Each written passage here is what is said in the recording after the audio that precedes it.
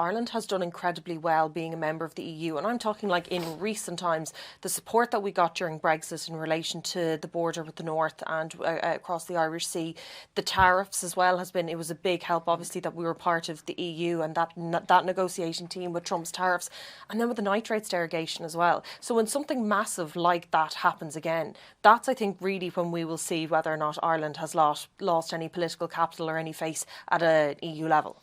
Yeah, and some people will say, look, we're net contributors to the EU budget, so we're not, taking from the EU. We're actually giving quite a lot. But we did get the nitrates derogation, and that was seen as a concession because Ursula von der Leyen was trying so hard to bring so many European countries into signing up to Mercosur.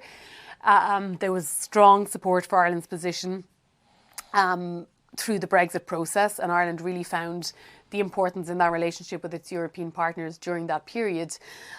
If you speak to people in government, they would make the point that perhaps it's not our vote against Mercosur that will cause us damage in Europe, but rather it's our lack of spending on defence, and that is something that's coming into really sharp focus because most European countries, one minister said to me, are looking at us with their mouths open and their eyes watering over the amount of money we're taking in corporate tax, mainly from tech companies. So you're looking at 33 billion coming into the exchequer in a corporate tax last year, the envy of a huge number of European countries who themselves are having to increase their defence spending and having to make cuts to provisions and social services for some of their citizens in order to pay for defence.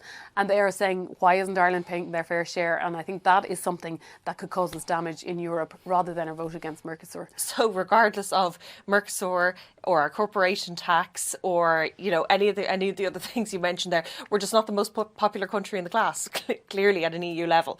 And there's many reasons for that as well.